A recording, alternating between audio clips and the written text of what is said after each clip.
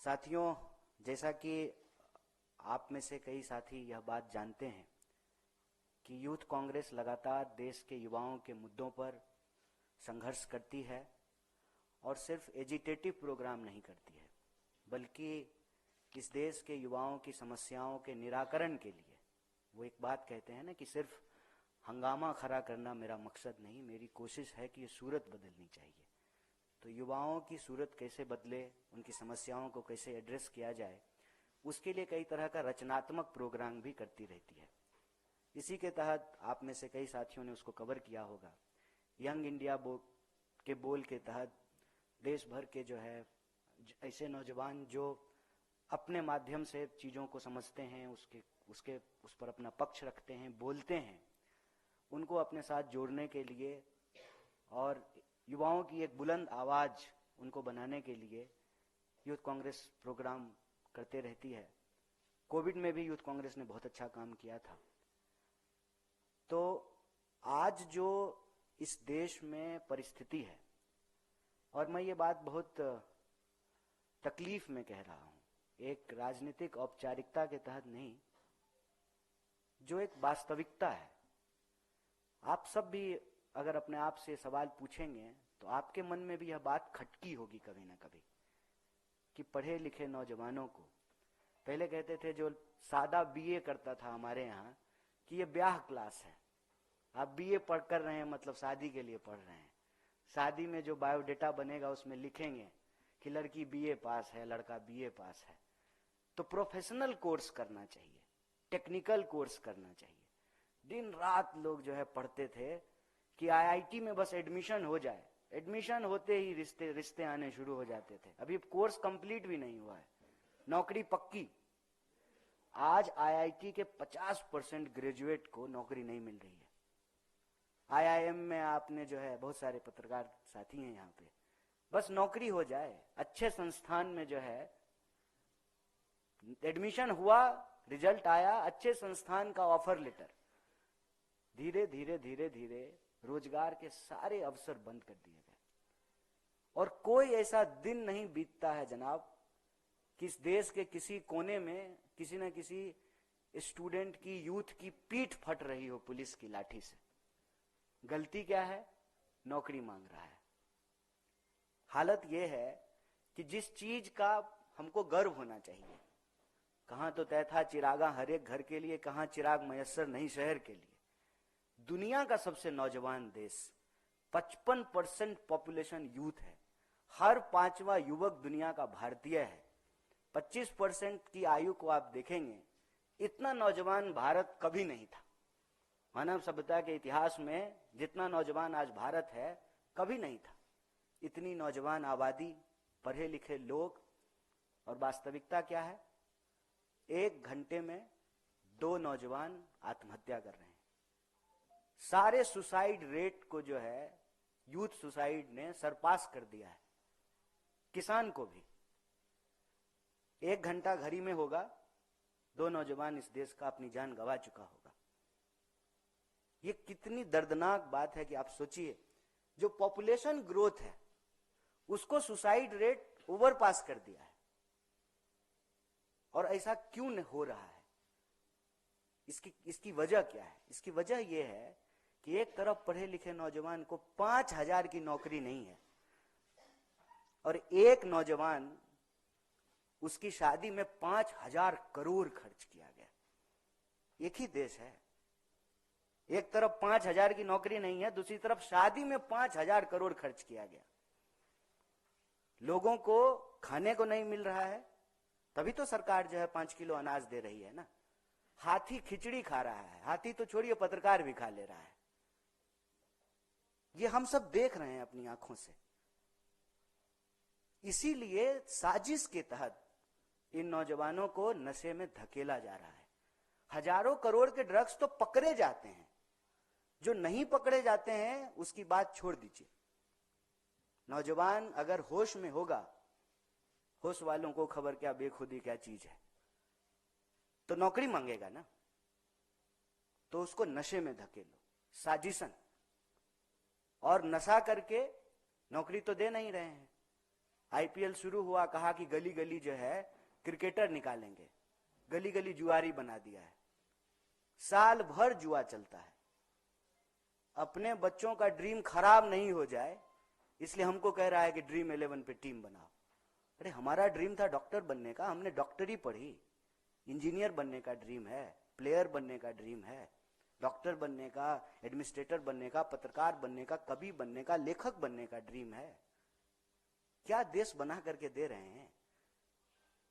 सीधा सीधा जो ये मॉडल है ये लूट का मॉडल है। ये बेरोजगारी कोई प्राकृतिक आपदा नहीं है कोविड की तरह, ये मानव के द्वारा क्रिएट किया गया, मानव के खिलाफ सबसे बड़ा अपराध है। जब आपने नोटबंदी की, हजारों चाउमीन के ठेले बंद हो गए, हजारों गोलगप्पे की दुकान बंद हो गए, हजारों जूस का ठेला बंद हो गया, हजारों छोटे छोटे रोजगार करने के जो संस्थान थे जहां लोगों को नौकरियां मिल रही थी उसको बंद कर दिया। एक तरफ कोविड की मार, दूसरी तरफ नोटबंदी की मार। और क्या टैक्स पॉलिसी है बताइए। मेरे पिताजी जो है ग्रेजुएट भी नहीं थे, फिर भी जो है घर भी बनाए, बेटी की शादी भी की, बच्चों को भी पढ़ाया। आज का नौजवान मानव के इतिहास में मतलब नौकरी लेने से पहले ऋणी है।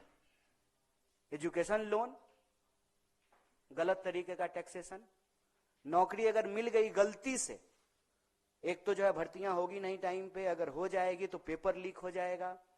पेपर लीक तो मतलब मैं इस पर पहले भी बोला हूं, पहले जब डाकघर होता था और चिट्ठी लिखी जाती थी तो लेटर लीक हो जाता था। कई बार जो है लोग हाथ डाल करके बॉक्स से निकाल करके चिट्ठी पढ़ लेते थे। नौजवानों का ये बड़ा गजब का इंटरटेनमेंट हुआ करता था। तब तो मीम था नहीं। जितना लेटर लीक नहीं होता है उससे ज्यादा पेपर लीक हो रहा है इस सरकार में। कोई ऐसा एग्जाम नहीं है जिस पर सवाल नहीं उठते हैं। पता नहीं यूपीएससी बेचारी कब तक टिकेगी।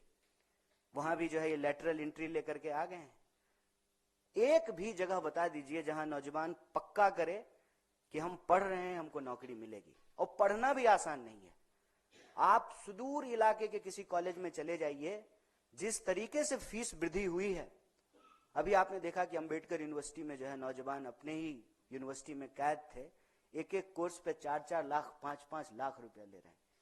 जो कोर्स में 5,000 में पढ़ाई हुई करती थी आज 5 लाख में हो रहा है। एडमिशन बहुत मुश्किल से, एडमिशन हो जाएगा तो पक्का है कि पढ़ने के बाद नौकरी नहीं मिलेगी। इसलिए एक नया टर्म चला है। क्या करता है लड़का दिल्ली में रहता है, कॉम्पिटिटिव एग्जाम की तैयारी करता है। एग्जाम कहां हो रहा है, किए जा रहा है सालों साल कॉम्पिटिटिव एग्जाम की तैयारी। उस बीच में ड्रीम भी पूरा करना है।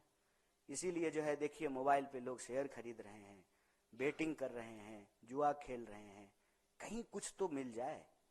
जब सब कुछ से फ्रस्ट्रेट हो जाएगा, कितनी बार घर को बताएगा कि एग्जाम ही नहीं टाइम पे हुआ, उम्र निकल गई। ये सुसाइड रेट जो है आज हमारे सामने एक चुनौती बन करके खड़ा है। और ये क्रिएटेड है। अगर हम चाहें सही से अगर फंड का एलोकेशन करें तो रोजगार दिया जा सकता है।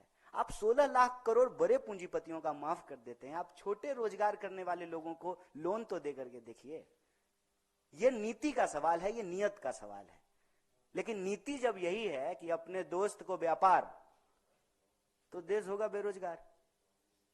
ये एक बहुत बड़ा सवाल है। और हमारे यहाँ एक कवि हुए बिहार में, मगही भाषा में लिखते थे, मथुरा प्रसाद नवीन। वो कहते थे कि भूख से तरफ के मरवा काहे, मरने होते लड़के मरी जा। क्यों सुसाइड करके मरेंगे देश के लोग। यह देश जितना उस 5,000 करोड़ की शादी करने वाले का है उतना ही हमारा भी है। हमारे माँ बाप भी टैक्स भरते हैं, उसके माँ बाप को तो टैक्स की माफी मिलती है। हम तो हर चीज पे टैक्स भर रहे हैं। तो यह देश हमारा है।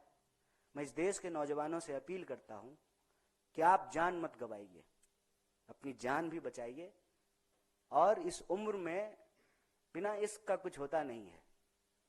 जिधर जाते हैं सब उधर जाना अच्छा नहीं लगता। मुझे पामाल रस्तों का नजर पर चलना अच्छा नहीं लगता। तरफ के नहीं मरना है दोस्त। आप जो कर सकते हैं कीजिए। यूथ कांग्रेस खुले दिल से आपको आपकी योग्यता के हिसाब से अपने साथ जोड़ने के लिए प्रतिबद्ध है। आप बोल सकते हैं तो बोलिए, लिख सकते हैं तो लिखिए, प्रदर्शनों में शामिल हो सकते हैं तो शामिल होइए, और कुछ नहीं कर सकते हैं तो अपने आसपास के लोगों को समझाइए।